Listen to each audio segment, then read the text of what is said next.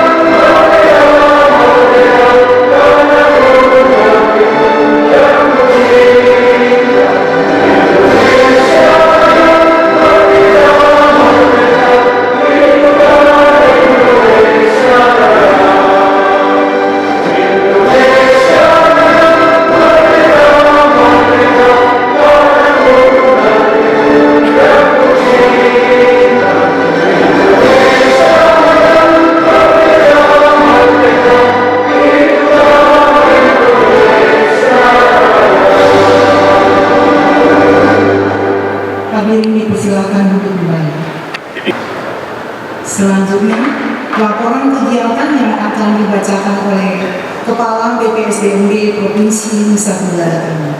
Kami persilakan. Yang terhormat Bapak Deputi Bidang Pendidikan dan Peran serta Masyarakat atau KPKI, yang terhormat Bapak Sekretaris Daerah Provinsi Nusa Tenggara Timur, yang terhormat Bapak Ibu narasumber dan fasilitator pelatihan, para pejabat administrator dan pengawas lingkup Badan Pengembangan Sumber Daya Manusia Daerah Provinsi NTT, para suara, seluruh undangan, singkatnya hadirin yang berbahagia. Assalamualaikum warahmatullahi wabarakatuh. Salam sejahtera dan shalom. Salve. Om Swastiastu. Namo Buddhaya. Salam kebajikan.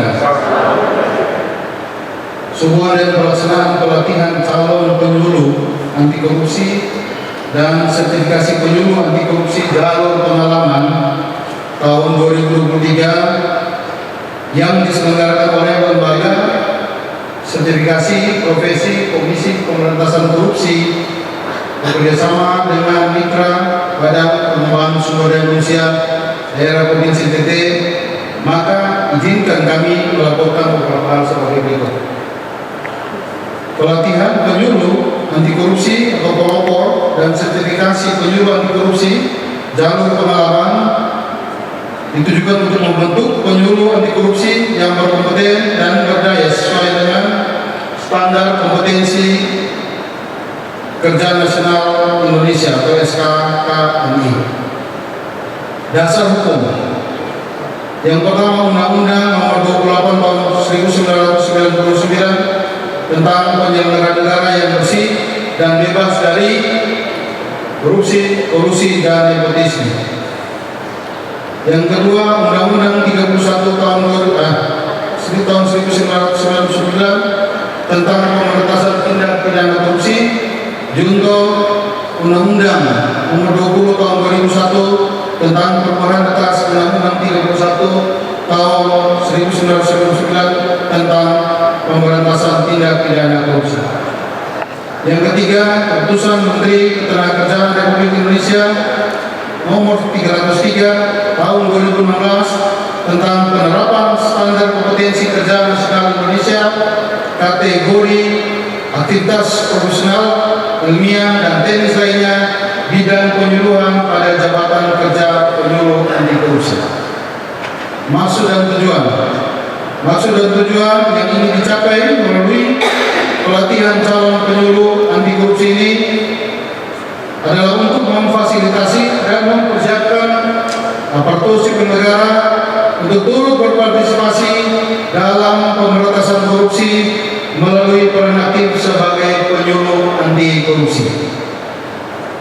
Peserta setelah melewati tahap pembuatan akun dan proses e-learning pengetahuan anti korupsi dan integritas dan dilanjutkan dalam proses pendaftaran, maka didapatkan hasil sejumlah 34 orang aparatur sipil negara yang berhasil diverifikasi dan memenuhi syarat sebagai peserta pelatihan, dan 7 orang peserta sertifikasi penyuluh jalur pengalaman dengan rincian 34 peserta pelatihan calon penyuluh anti korupsi, 3 orang dari sektor Kabupaten Provinsi Bali, 5 orang sektor daerah Provinsi NTT, 9 orang Dinas Pendidikan dan Kebudayaan Provinsi NTT, 3 orang Dinas Komunikasi dan Informatika Provinsi NTT, serta 14 orang dari Badan Pengembangan SDM daerah Provinsi NTT.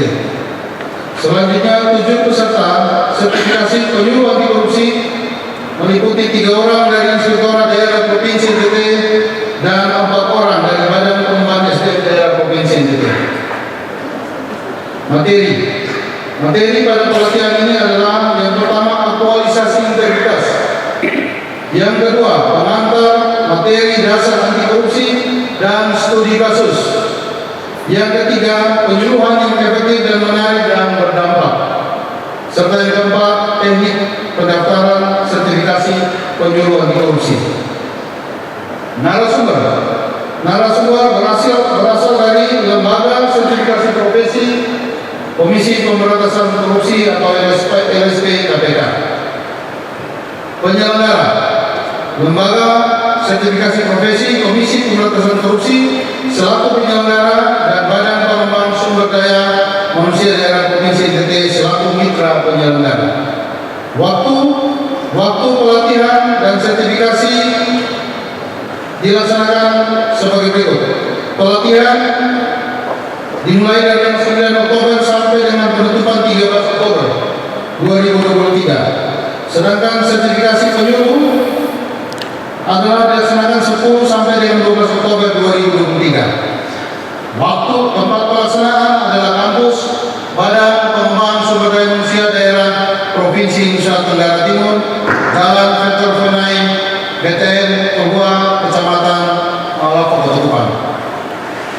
Demikian laporan panitia pelatihan calon penyuluh anti korupsi atau pelopor dan sertifikasi penyuluh anti korupsi jalur pengalaman tahun 2023. Untuk itu kami mohon kesediaan Bapak Sekretaris Daerah Provinsi Nusa Tenggara Timur untuk memberikan arahan sekaligus membuka dengan resmi kegiatan ini. Kiranya Tuhan menolong dan memberkati kita sekalian. Saya akhiri dengan salam sampai. Assalamualaikum warahmatullahi wabarakatuh. Om Santi Santi Santi Om. Namo Buddhaya. Salam kebajikan. Selamat siang dan salam sehat. Selanjutnya, sambutan dari Bapak Deputi Pendidikan dan Peran Serta Masyarakat Komisi Pemberantasan Korupsi, Bapak Wawan Maryana. Silakan. Assalamualaikum warahmatullahi wabarakatuh. beli daun salam pasar Jumat, beli nasi jamblang di pasar pagi. Jawab salamnya belum semangat, saya bilang sekali lagi. Assalamualaikum warahmatullahi wabarakatuh. Beli daun salam pasar Jumat, beli buah-buahan buat Raisa. Jawab salamnya sudah semangat, mudah-mudahan tidak terpaksa. Bismillah, alhamdulillah, salatu wassalamu ala rasulillah. Selamat siang. Halo. Om Swastiastu, Namo Buddhaya, salam kebajikan, salam sehat. Yang saya hormati Pak Gubernur, dalam hal ini diwakili Pak Sekda, Pak Kosmas dan Musmana. Yang saya hormati Kepala BPS DM Daerah Provinsi Nusa Tenggara Timur, Bapak Nodi Hosea Velokila, SOS MM. Para Kepala Organisasi Perangkat Daerah Provinsi Nusa Tenggara Timur, para Kadin, para pejabat struktural lainnya, para widyaswara, fungsional, dan para pelaksana di BPM SDMD Provinsi Nusa Tenggara Timur, para penyuluh anti korupsi di Nusa Tenggara Timur yang diwadahi dalam pengurus forum BEPAK atau BEPAK NTT. BEPAK ini dari Beta, penyuluh anti korupsi NTT. Kasih aplaus untuk para tenaga pelatihan, para narasumber, dan tim fasilitator di pelatihan calon penyuluh anti korupsi atau kita kenal dengan pelopor, kemudian seluruh peserta pelatihan calon penyuluh anti korupsi tahun 2023 di NTT ini, baik yang berasal dari Nusa Tenggara Timur maupun yang dari Bali. Menurut saya ada yang dari Bali.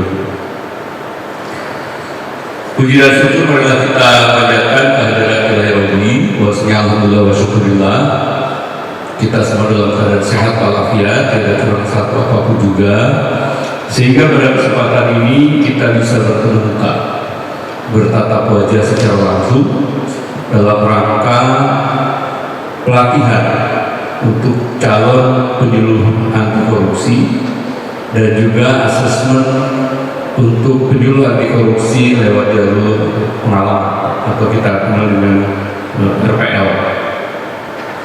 Pada kesempatan ini juga kami KPK tentunya mengucapkan terima kasih dan penghargaan yang setinggi-tingginya pada pemerintah daerah Provinsi Nusa Tenggara Timur,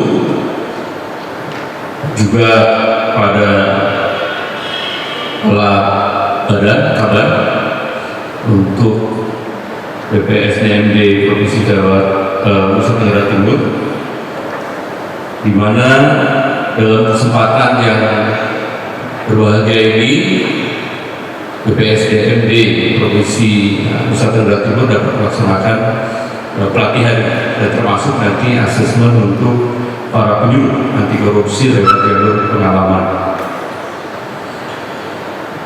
Demikian juga para peserta, walaupun saya dengar tadi ada beberapa peserta yang menyampaikan ke sini karena kendala penerbangan, termasuk orang KPK juga,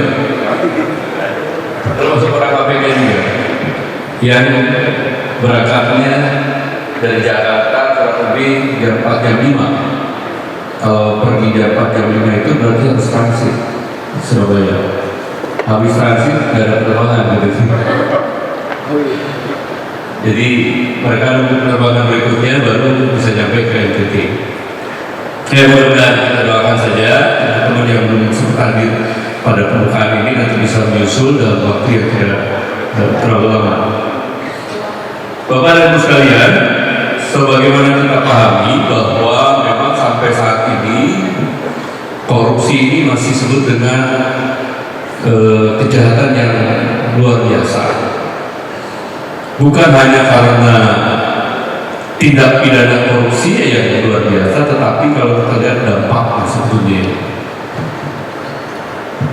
orang membunuh seseorang itu juga pidana, gitu kan ini. Tapi mungkin yang dirugikan hanya yang terbunuh dan pihak keluarganya saja, gitu. Ini mohon maaf. Tapi kalau korupsi, ya korupsinya hanya satu orang, dua orang, tapi yang dibunuh mungkin seluruh rakyat Indonesia. Sadar tidak sadar, sebetulnya masyarakat Indonesia ini jadi korban secara langsung maupun tidak langsung. Oleh sebab itu, sampai sekarang masih tetap korupsi masih dianggap sebagai kejahatan yang luar biasa, karena dampaknya yang sangat besar, bukan hanya pada dirinya dan keluarganya saja, tapi juga pada seluruh masyarakat Indonesia. Salah satu persoalan yang sampai saat ini sering terjadi itu ada pertanyaan, kenapa korupsi masih terjadi? Padahal kalau kita lihat aparat penegak hukum itu kurang apa? Dari kepolisian, dari mulai Mabes, Polda, Polres, Polsek, bahkan sampai Babin, Kamtibmas itu ada dari pusat sampai daerah itu. Kejaksaan kurang apa? Dari Kejaksaan Agung, Kejaksaan Tinggi, Kejaksaan Tinggi, sendiri. Apalagi sekarang sudah banyak jasa-jasa yang masuk ke sekolah, masuk ke Pemda dan sebagainya. Kurang apa? Dari segi aturan kurang apa juga. Sekarang apalagi KPK dan aparat penegak hukum yang lain karena menyadari, dan kita hanya sebagai pelaksana undang-undang, walaupun banyak yang teriak hukum mati saja supaya efek jerahnya terasa gitu. Tapi sekali lagi, karena KPK dan aparat penegak hukum itu hanya pelaksana undang-undang, tidak boleh juga sebagai penegak hukum dalam menegakkan hukum dengan melanggar hukum. Nggak boleh di sini. Kalau dalam undang-undang dan lain-lainnya harus 5 tahun, ya 5 tahun di sini. Nggak boleh kita paksakan untuk hukuman mati dan sebagainya. Ada kaidah-kaidah, ada kriteria tertentu di sini. Dan sekali lagi, aparat penegak hukum menghukum seseorang bukan karena demo terus-menerus kan di sini. Udah 2 bulan di demo nggak enak, ayo kita naikin aja jadi pendidikan, ya nggak bisa juga. Tidak boleh juga mentersangkakan seseorang karena rasa dendam, rasa iri, gitu kan ini ya, kepada seseorang nggak boleh juga. Jadi sebagai penegak hukum yang harus melaksanakan hukumnya sesuai dengan peraturan yang berlaku dan tidak boleh melanggar hukum. Kurang apa dalam masalah undang-undang, penegak hukum dan lain-lain? Kayaknya tiada hari tanpa penindakan yang dilakukan oleh KPK maupun oleh aparat penegak hukum lainnya. Tapi korupsi itu ada, kan gitu sih. Oleh sebab itu, maka pendekatan KPK sekarang selain penindakan yang lewat tadi undang-undang tadi ini sebagai efek jerah, walaupun tidak menjadi efek jerah karena dianggapnya hukumannya tidak setimpal dengan apa yang dilakukan, tapi di undang-undangnya seperti itu, maka upaya yang lain yang dilakukan oleh KPK adalah lewat TPPU, tindak pidana pencucian uang. Karena kalau kita lihat para koruptor ini sekarang sudah tidak takut kalau dipidana. 5 tahun anggap aja pesantren gitu ya. Nanti juga kalau berkelakuan baik mungkin dapat remisi. Undang-undang ini diperbolehkan seorang koruptor dapat remisi. Jadi mungkin ya 2 tahun setengah udah keluar, kemudian bebas bersalah. Oleh sebab itu, sekarang selain tindakan kurungan badan, maka KPK mencoba juga dan aparat penegak yang lainnya melalui tindak pidana pencucian uang. Jadi hasil korupsinya tadi dikemanakan? Dijadikan usahakah? Atau disimpankah? disamakan, dijadikan apa, itu akan dilihat. Sehingga kalau itu ketahuan, maka itu akan dirampas untuk negara. Apalagi nanti kalau RUU perampasan asetnya itu diketok palu oleh teman-teman di DPR di sini, maka itu lebih dahsyat lagi. Kalau dia korupsi 200 juta, gitu sejauh ini, ternyata aset yang dia miliki itu adalah 20 miliar, maka 20 miliar itu diambil oleh negara. Padahal dia cuma 200 juta korupsinya, tapi akan diambil asetnya sebanyak 20 miliar tadi, kemudian nanti dibuktikan di pengadilan. Itu punya siapa mobil? Punya saya. Kapan belinya? Buktinya apa? Nggak jelas. Ambil buat negara. Itu tanah sekian hektar punya saya. Mana buktinya? Nggak ada. Lihat sini. Dulu belinya dari siapa? Ambil. Habis. Sehingga koruptor sekarang tidak takut dihukum badan, tapi yang dia takut adalah dimiskinkan. Kalau dimiskinkan ya mereka takut. Apalagi keluarganya. Akhirnya tadi saya cerita dari Pak Sekda ini bahwa sekarang kita lihat juga yang ditangani oleh KPK, minimal ditangani oleh KPK, para koruptor itu sedang berkolaborasi. Yang kita harapkan keluarga menjadi benteng pertama untuk mencegah para pejabat tidak melaksanakan korupsi, sekarang keluarga bahkan berkolaborasi dengan para pejabat negara tersebut. Maka kita bisa lihat seorang bapak sebagai pejabat negara berkolaborasi dengan anaknya sebagai vendor untuk pengadaan barang dan jasa. Ada kakak sebagai pejabat negara, adiknya pengusaha berkolaborasi melakukan korupsi. Ada suami dengan istrinya dapat juga. Bahkan ada suami dengan istrinya kan gitu. Karena beda satu istrinya kan. Itu pun ketahuan setelah PKPK gitu. Sebelumnya nggak tahu. Jadi keluarga yang tadi berharap menjadi benteng pertama supaya terjadi itu yang terjadi sekarang. Makanya KPK sadari sebenarnya kalau hanya penindakan saja tidak cukup juga, ini membuat mereka efek jerah. Maka pendekatan yang kedua adalah lewat pencegahan, yaitu perbaikan sistem. Banyak perbaikan yang sudah kita lakukan, dengan pemerintah pusat maupun pemerintah daerah. Termasuk mungkin dulu perizinan dilakukan secara konvensional, orang punya izin harus datang ke kantor PTSP, isinya membawa berkas-berkas dan seterusnya. Itu yang terjadi transaksional misalnya kan begitu. Kurang-kurang dikit persyaratan ditutup dengan amplop, begitu. Daripada saya bolak-balik lagi Pak ke Manggarai yang ngambil barang dan seterusnya, ya udahlah. Terbuk dengan amplop dan seterusnya. Nah sekarang kan perbaikan sistemnya lewat elektronik kan, dengan sistem elektronik, supaya mengurangi pertemuan antara masyarakat yang menginginkan pelayanan dengan para pelayan publik itu sendiri. Dengan sistem elektronik kita berharap maka tidak ada transaksional, menutup kemungkinan orang melakukan korupsi, sehingga dengan perbaikan sistem maka orang nggak bisa korupsi. Tapi rupanya yang terjadi adalah sistem sebagus apapun juga, kalau orangnya masih punya niat untuk melakukan korupsi, maka yang dicari celahnya kan gitu sendiri. Kasus yang kemarin terakhir begini,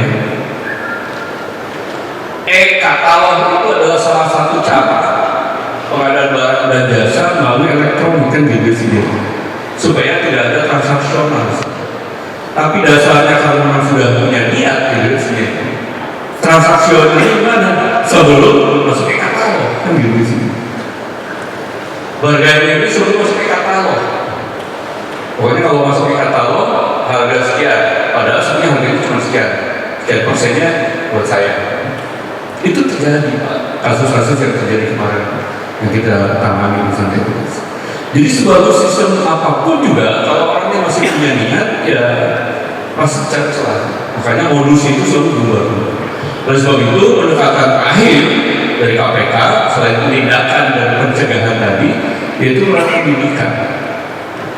Lewat pendidikan ini adalah bagaimana menanamkan nilai-nilai integritas, bagaimana menumbuh kembangkan nilai-nilai anti korupsi kepada seluruh masyarakat. Tidak ada batas. Kalau saya katakan pendidikan anti korupsi ini kita mulai dari PAUD sampai orang menjelang maut dan sebagainya. Kenapa? Gak pernah tahu Pak kapan mau menjemput di sini. 1 jam sebelum meninggal seorang pejabat masih sempat tanda tangan, masih sempat menginstruksikan sesuatu kepada anak buah. Kita nggak tahu Pak. Maka kita lakukan pendidikan anti korupsi itu baik secara formal dari pendidikan dasar menengah sampai pendidikan tinggi lewat kurikulum maupun insersi di sini ini maupun lewat pendidikan non formal lainnya seperti halnya di PKN dan sebagainya atau mungkin kedinasan yang lainnya. Itulah upaya yang kita lakukan. Nilai-nilai anti korupsi apa yang kita bangun kepada seluruh masyarakat tadi sini supaya orang berintegritas. Maka KPK punya apa ya namanya singkatan lah kira-kira ya. Nilai-nilai anti korupsi itu punya 9 nilai anti korupsi yang KPK sebutnya menjadi Jumat bersepeda kakak. Apa Bapak Ibu? Gak terdengar. Sekali lagi. Jumat bersepeda kakak. Kata psikolog pendidikannya.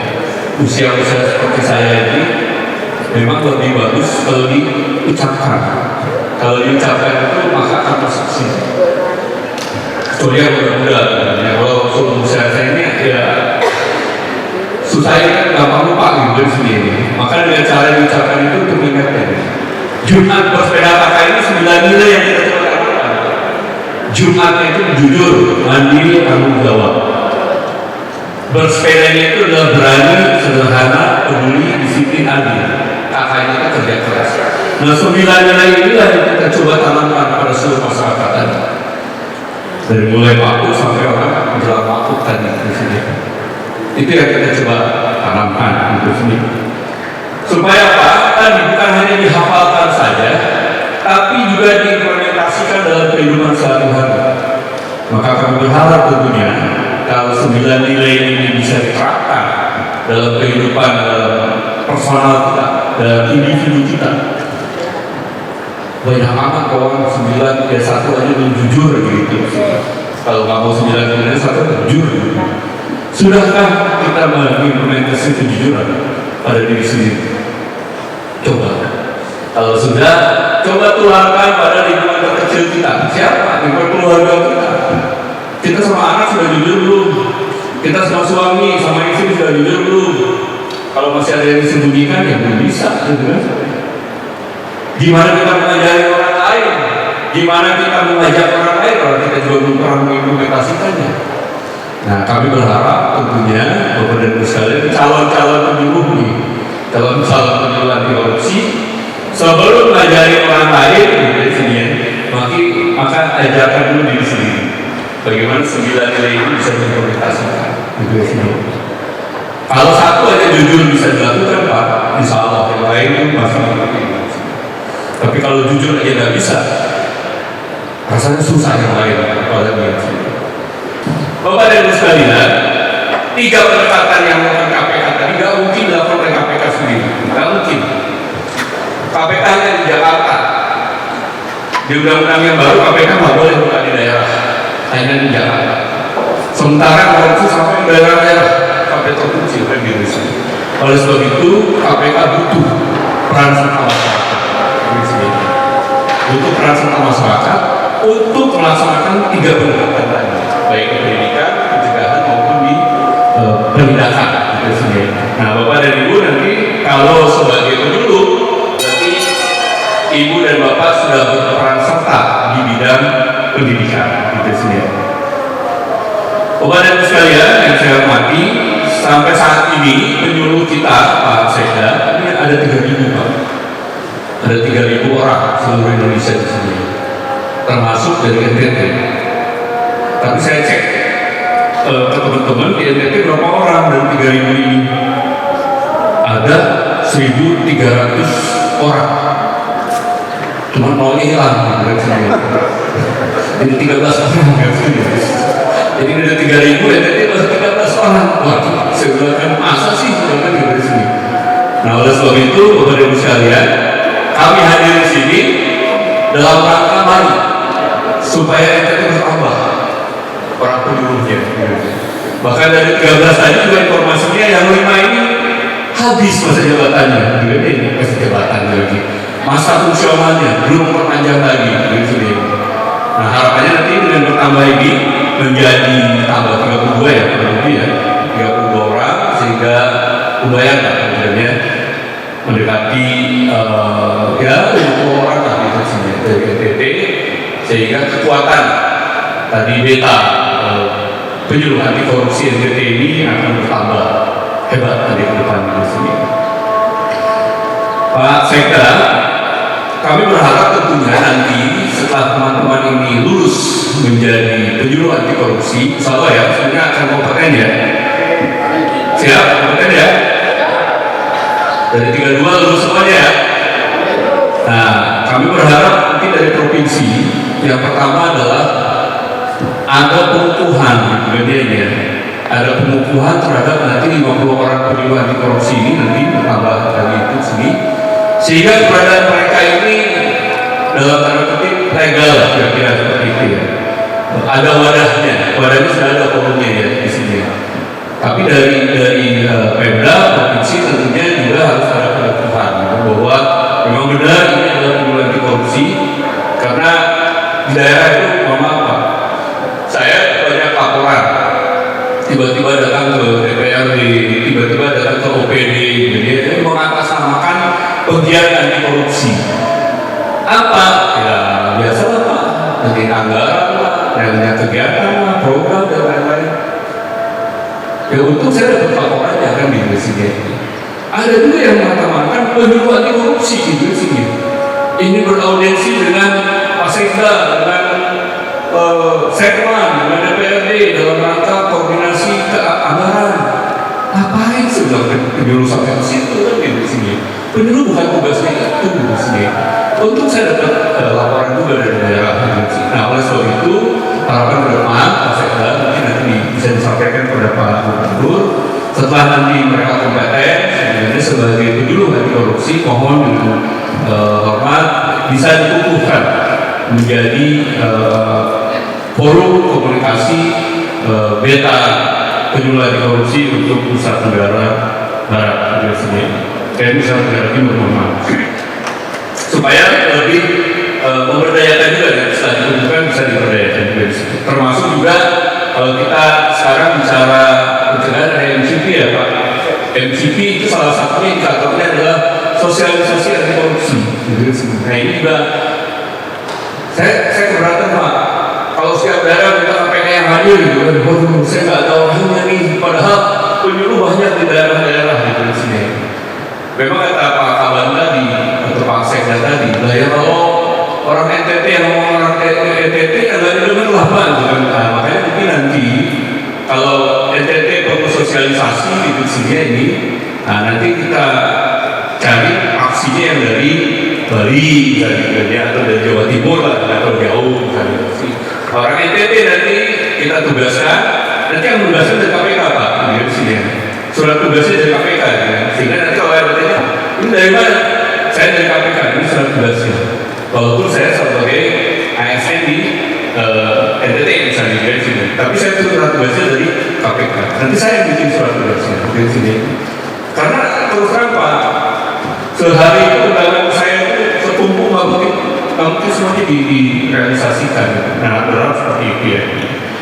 Kemudian yang terakhir, Bapak dan Ibu sekalian, sekali lagi teman-teman di sini juga yang khususnya yang pelopor ya, yang pelatihan calon penyuluh anti korupsi, setelah pelatihan jangan berhenti, ada satu step lagi, ikut asesmen, gitu kan sebenarnya. Jadi selalu pelatihan belum tentu jadi penyuluh anti korupsi kalau nggak ikut asesmen.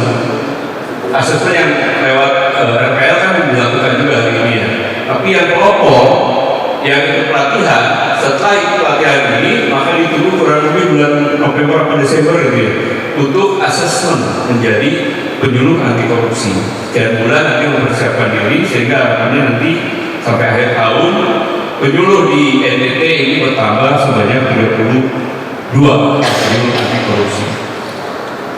Saya kira itu yang ingin saya sampaikan. Sekali lagi ucapan terima kasih kepada pemerintah daerah Nusa Tenggara Timur, khususnya BPSDM daerah yang telah berkontribusi dalam menyelenggarakan pelopor maupun asesmen penyuluh anti korupsi yang dilaksanakan pada sore hari ini selama seminggu ke depan.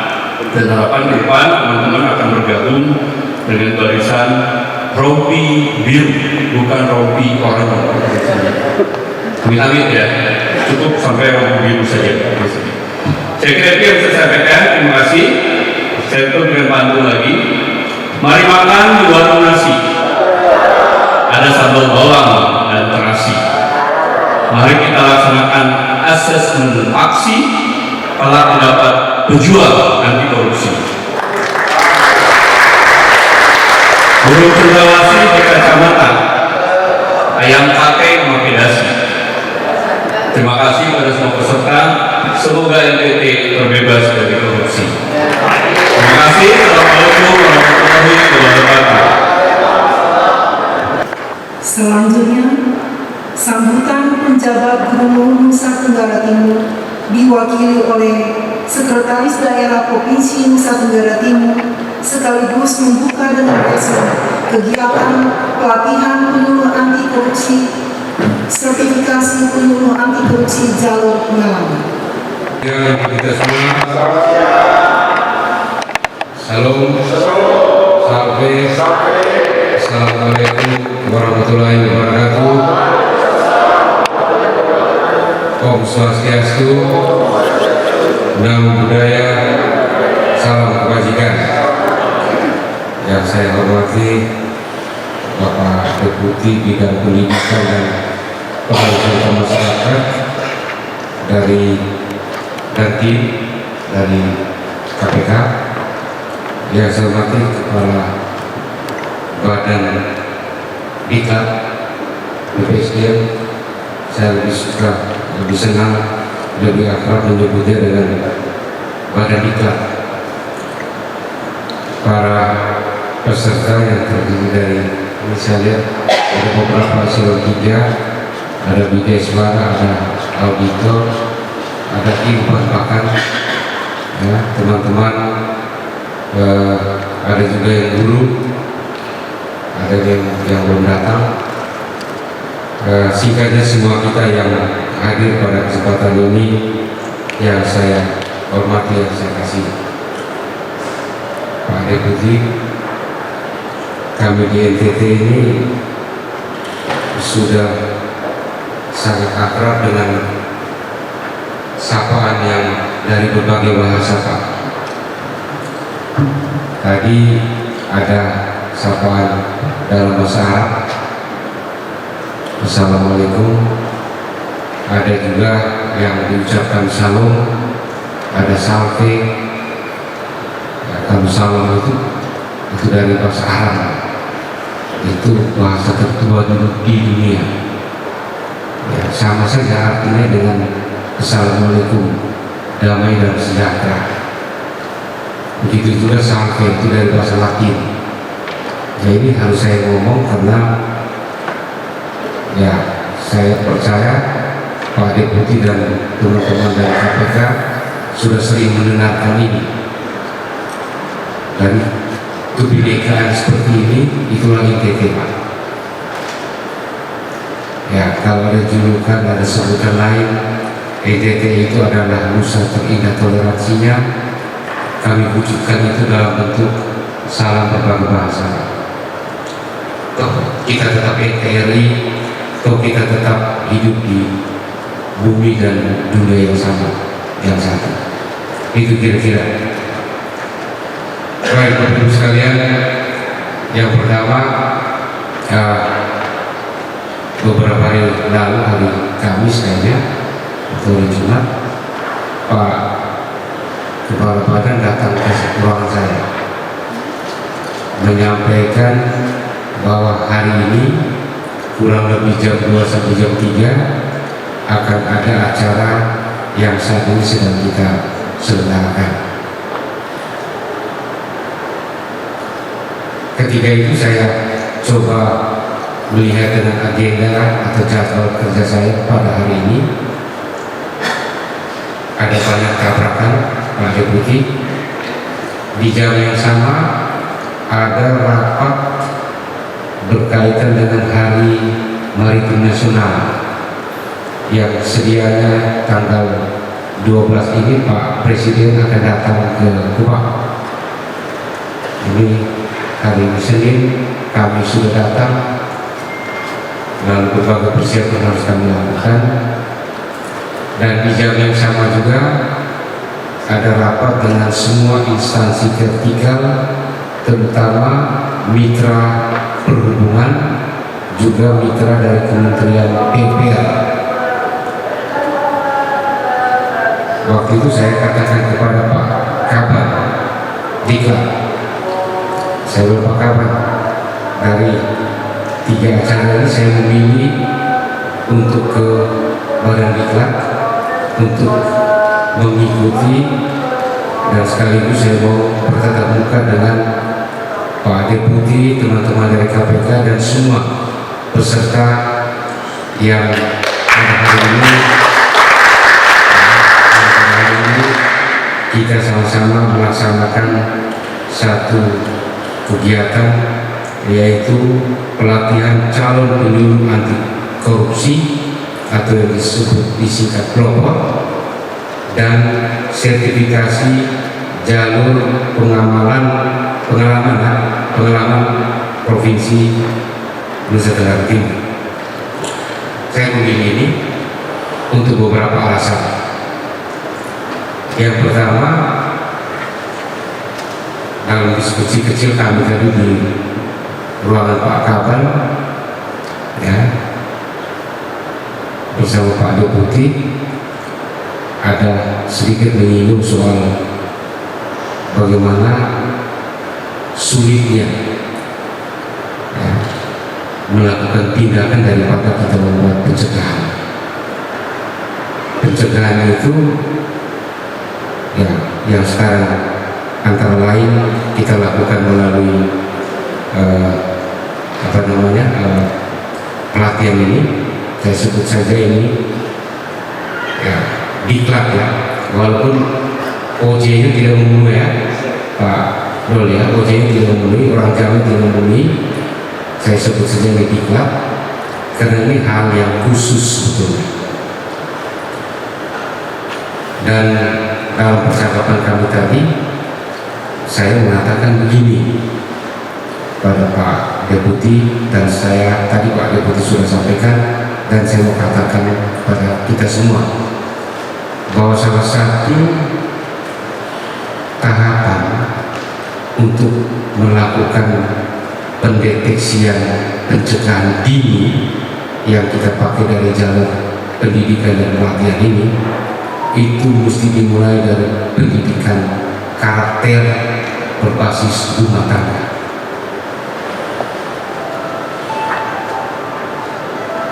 Berbasis keluarga.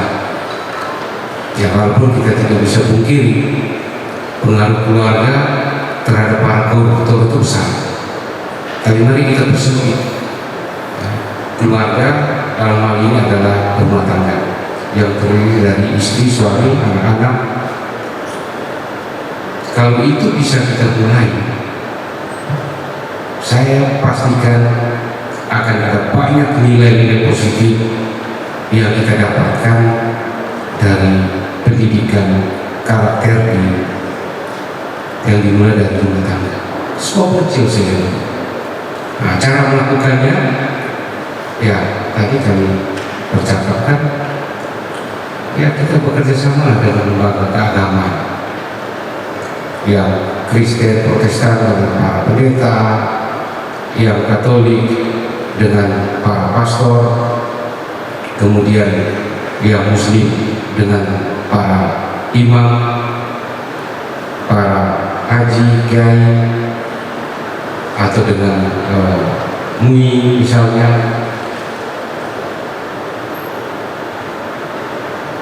Kalau itu bisa kita laksanakan, saya kira ini satu praktik baik yang perlu kita mulai.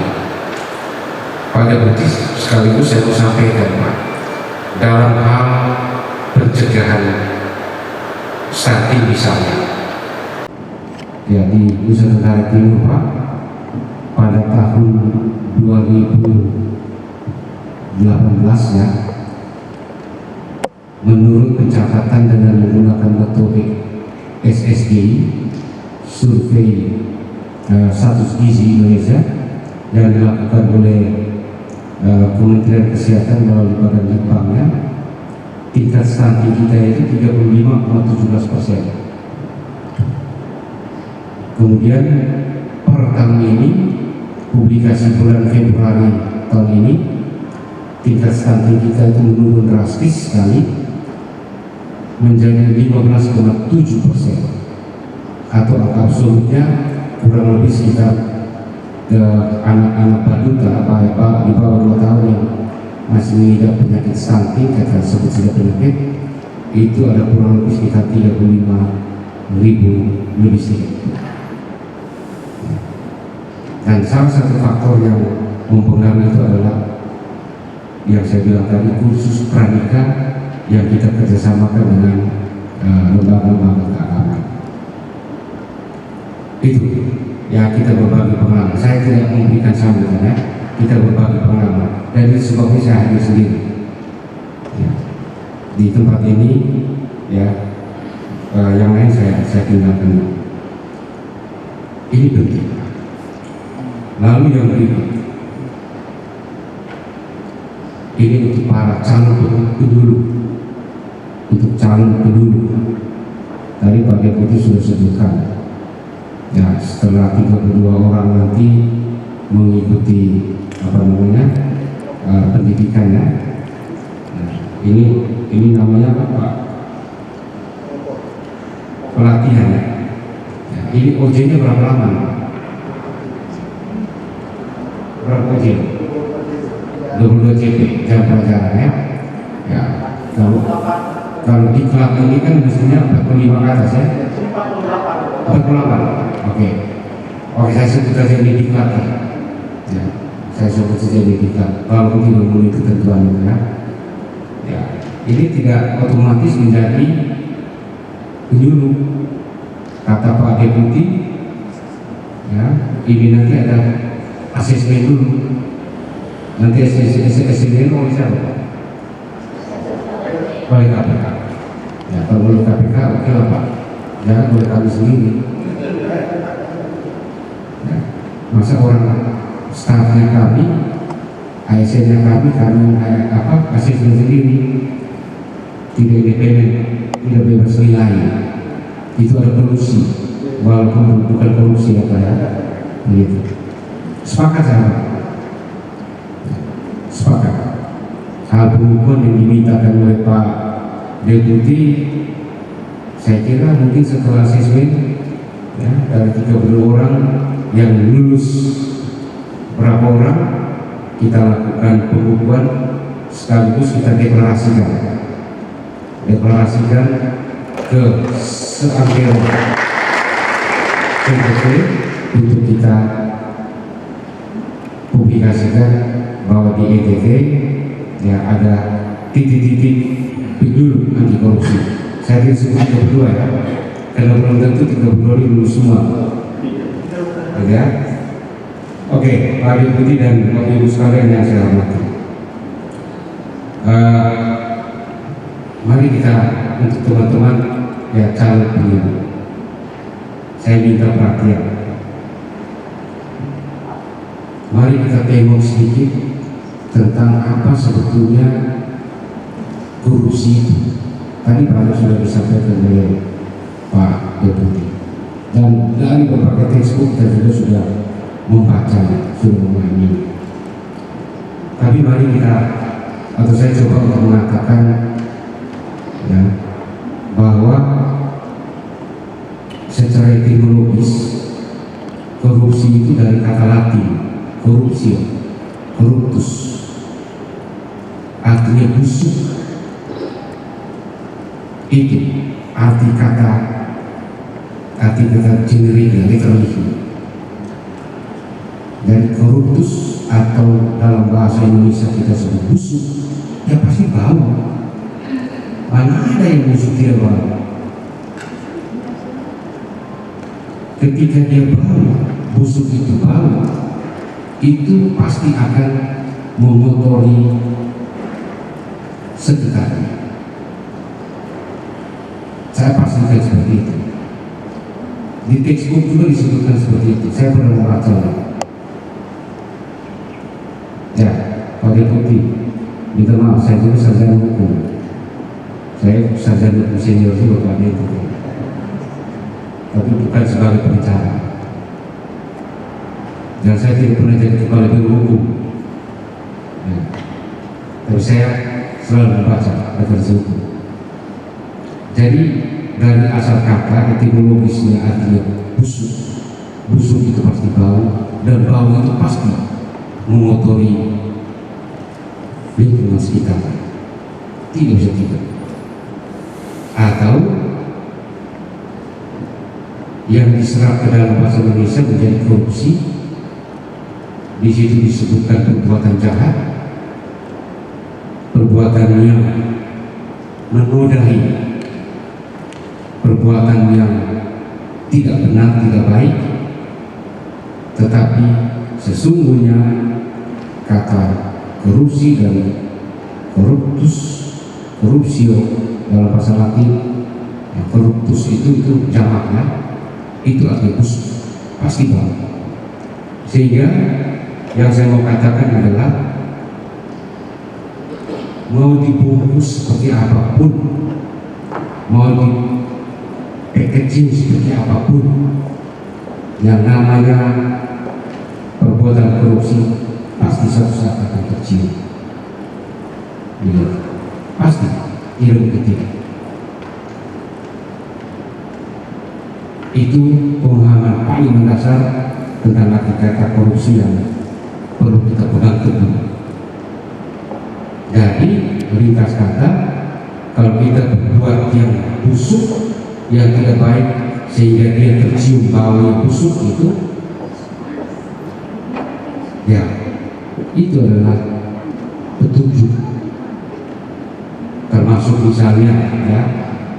misalnya, dan ini salah satu sebab Pak Deputi, teman-teman dari KPK, salah satu sebab, bahkan saya disebut ini salah satu penyebab utama dari adanya korupsi untuk bagi para ASN, yaitu besar pasak dari tiang. Kita membelanjakan pendapatan melampaui dulu di pendapatan kita. Nah itulah penyebab korupsi.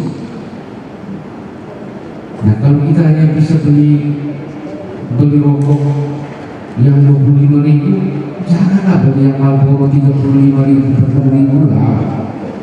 Itu kan sudah 1,5 kali lipat. Ya kalau beli rokok juga tidak baik lah. Menurut Pak Noldi Pelokila, merokok itu juga menjaga kesehatan ya. Begitu. Lalu ya hal pasar-pasar dari tiang ini juga Pak Deputi dan teman-teman, ini bukan apa-apa. Terkadang kehidupan khusus di Nusa Tenggara Timur ini tadi Pak Deputi sudah sebutkan soal budaya. Tetapi kalau budaya ini kan sebetulnya sesuatu yang bisa kita kendalikan juga. Kalau misalnya ada kematian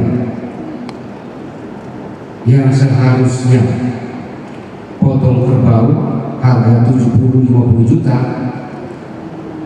diganti dengan misalnya pokok hewan lain yang harganya jauh di bawah, misalnya itu babi, maaf ya, saya sebutkan seperti itu karena itu satu hewan yang apa namanya menjadi simbol adat untuk di NTT, atau ayam, yang mengapa tidak? Memang kesulitannya besar. Kita harus berkelahi, bertengkar dengan tokoh-tokoh agama atau tokoh budaya. Tapi ayo mari kita mulai. Itu tadi yang saya maknai dalam konteks ini soal besar pasar dari tiang. Itu saya maknai dari yang tadi Pak Deputi katakan, dan kita punya acara ini soal pelopor ini. Mengistilahkan pelopor ini kan dengan cara-cara kerja, cara-cara berpikir kita yang tadi yang saya contohkan itu kan sebetulnya bagian dari kepemimpinan kita,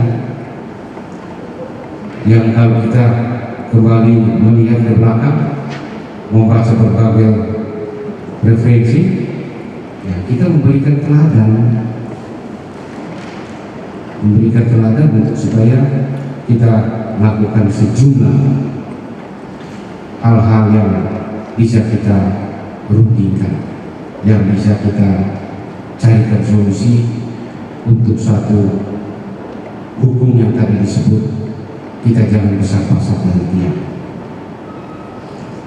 Hal-hal lain ya pasti akan banyak disampaikan oleh para instruktur atau para narasumber dari teman-teman di KPK kepada para calon penyuluh.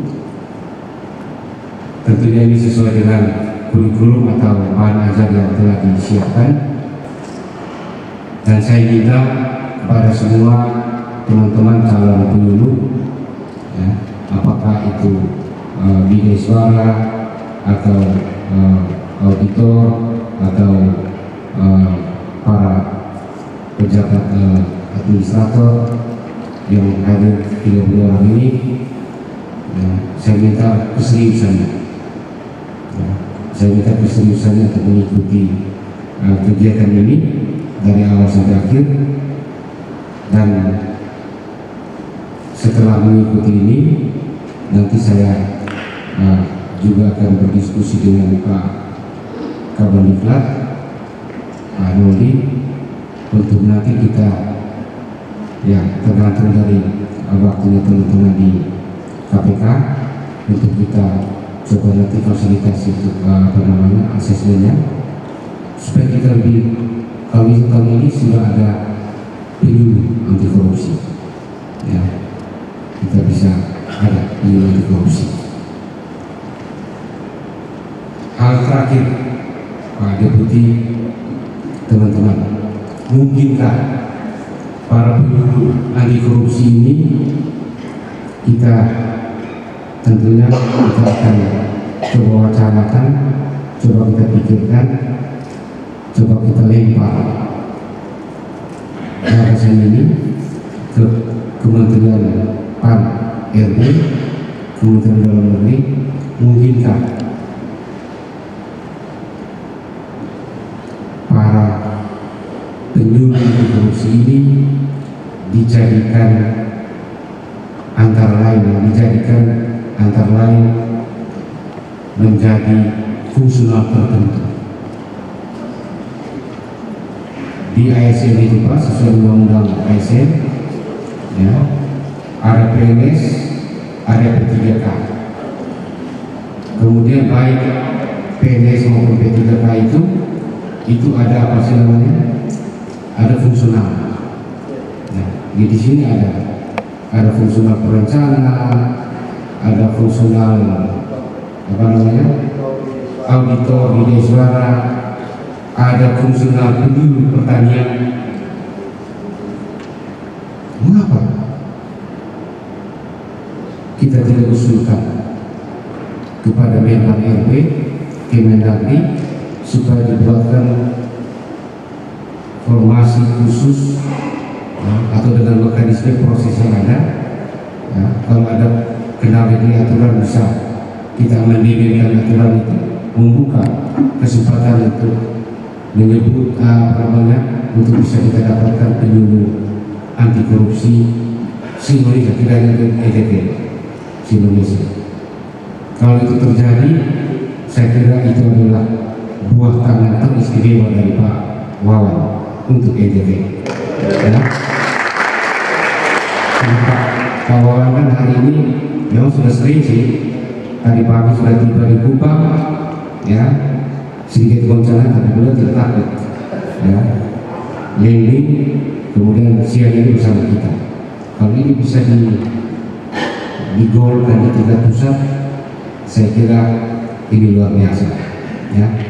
Sehingga Pak Deputi, kalau ini terjadi maka akan ada satu ucapan, satu ungkapan khusus untuk soal anti korupsi ini, yaitu dari belahan selatan Indonesia mengabarkan anti korupsi untuk Indonesia seluruhnya. Dan akhirnya saya mengucapkan kepada teman-teman para calon penyuluh anti korupsi, selamat mengikuti kegiatan ini.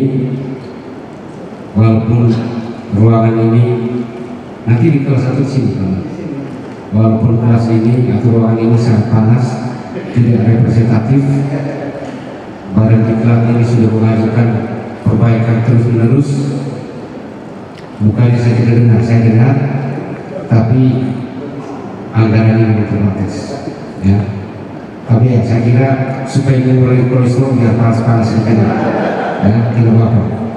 Oke, saya kira itu yang dapat saya sampaikan. Sekali lagi terima kasih pada Pak Deputi dan teman-teman dari KPK Jakarta, semua kita yang sudah hadir, teristimewa Pak Noli yang sebagai Kepala Badan Diklat yang kemarin hari Jumat ya bertemu saya dan saya nyatakan untuk hadir karena saya merasa sangat-sangat penting kegiatan ini, ya. Kalau yang sifatnya pro forma untuk persiapan ada beberapa asisten bisa mengurusi, dan saya merasa saya memberikan perhatian khusus. Dan tadi saya sudah katakan, coba kita menggagas, ya, penyuluh anti korupsi yang saat ini kita lakukan diklatnya, kita secara bertahap tentunya kita naikkan statusnya, nanti akan menjadi fungsional tertentu, ya, se-Indonesia, bukan hanya NTT. Itu salah satu hal yang paling mendasar yang memotivasi saya untuk supaya saya bicarakan langsung dengan Pak Deputi dan semua kita. Saya kira itu saja, dan akhirnya saya mengucapkan wassalamualaikum warahmatullahi wabarakatuh. Salam, sampai Om Santi Santi Santi Om. Namo Buddhaya, salam kebajikan. Selamat siang untuk kita semua. Kita akan masuk pada penyematan tanda peserta yang diwakili oleh Ibu Yolanda Esther Sukma dan Bapak Indah Adiana untuk maju ke depan.